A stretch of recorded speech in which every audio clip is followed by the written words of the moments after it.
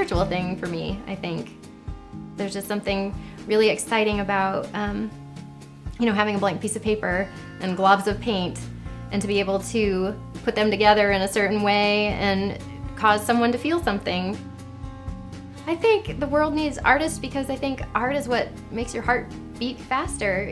There's just something, it's about being connected and having relationships with people, and I think the world would just be a cold place if it weren't for art and artists creating things that are beautiful.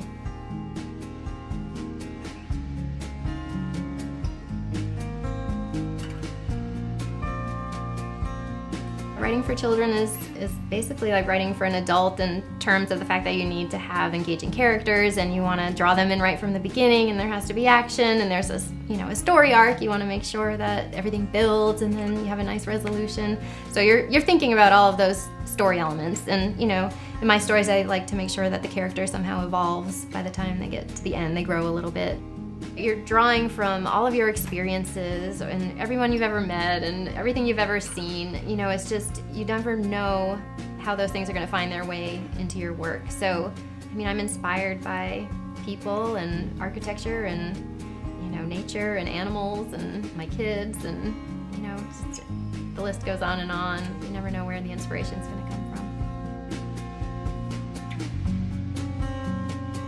I usually mull an idea over for quite a while. I'll have this little seed planted in my brain about a story I might like to tell.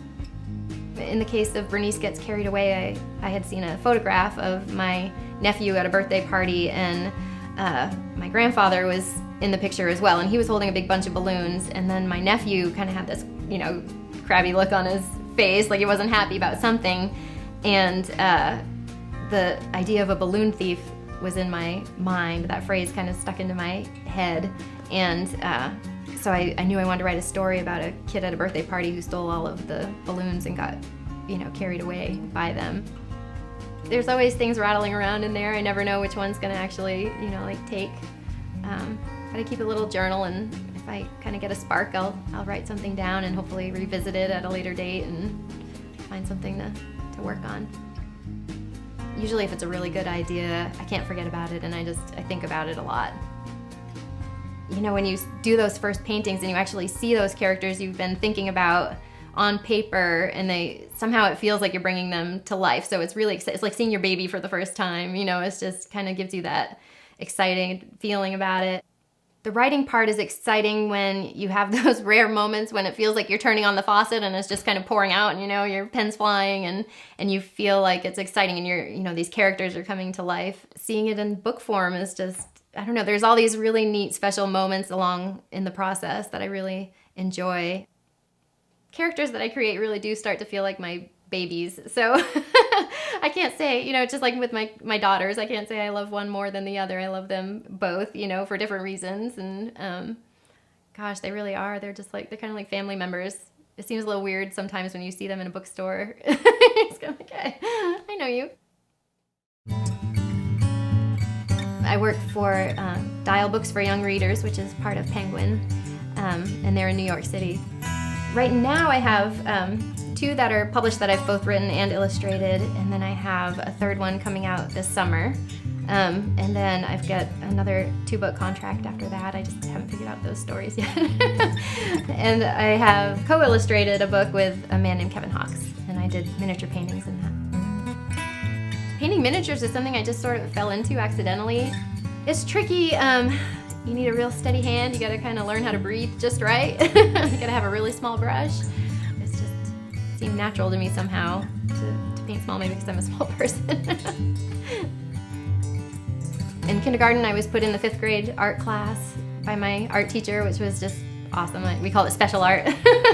And that was a lot of fun. And then in school, we used to write books for this. It was a competition called the Young Author Book Awards.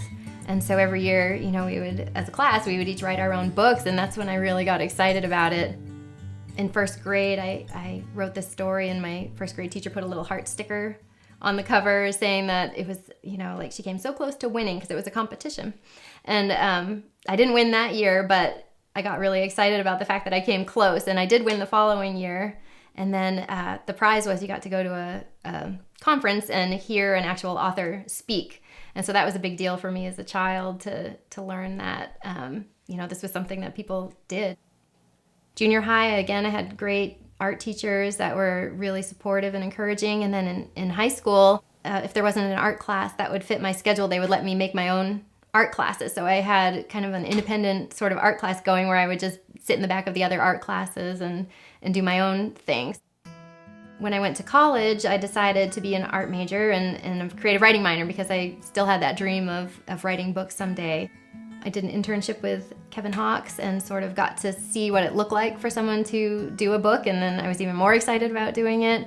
And then after graduation, I kind of had to teach myself how to illustrate because my background was in oil painting and I had to figure out how to illustrate with acrylics.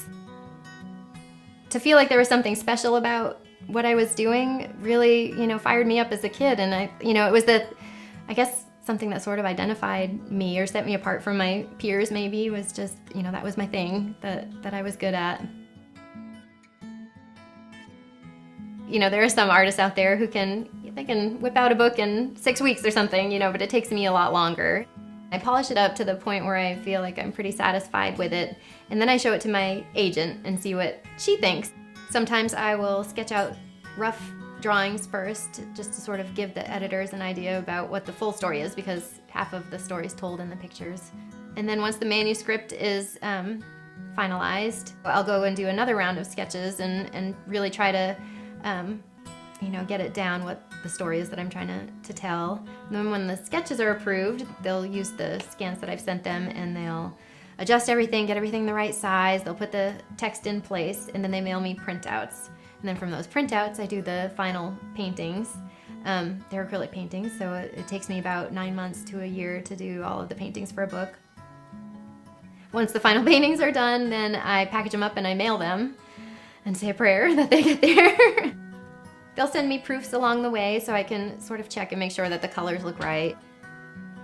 It takes usually about a year from the time I finish the illustrations to the time that it's, on the bookshelves.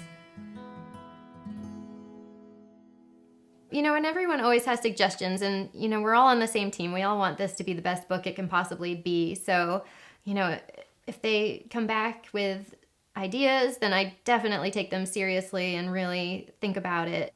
Every once in a while, I'll get, I'll kind of dig in my heels about something that I feel strongly about, and they'll, we'll go back and forth for a while just because we're all really trying to find the best solution for this story. It's a labor of love, for sure. I do the books out of love for the books and the stories, and so however long it takes, it takes. I'm not really thinking about trying to do it faster to make more money or anything like that. There's a lot of give and take, and hopefully the end product is something that everybody's really happy with. I remember even as a kid saying, I want to grow up and illustrate books so I can stay home with the kids. I don't know where that came from, but that was always a thought that I'd had, and it's true. It's so nice that I get to stay at home with the kids, but they make it tricky. I do have to paint during their naps, and my youngest, when she was first born, was a cat napper, and so I actually had to get really good at tapping her bouncy seat with my foot and painting at the same time, which is kind of like, patting your tummy and rubbing your, I don't know, whatever way it goes. Yeah, it's a circus, for sure, but I wouldn't have it any other way. Okay, so the name of our story today is Bernice Gets Carried Away, and our author and illustrator is Hannah E. Harrison. So first, the people in Ada are just so kind, and I've made a lot of really nice friends here, and with the books, I've done book signings in town and found a lot of support that way, and it's been really nice. The library had me over as well to do a story time, and I feel like people are excited about it. everyone else had gotten a frosting rose on their piece of cake, but not Bernice. All she'd gotten was a plain white square from the middle. I love my job. I just felt in my soul that this was, my calling. This is what I was supposed to do with my life, and was never going to be satisfied doing anything else. It's just, I don't know, part of who I am, and I think I'll do it forever if I'm able.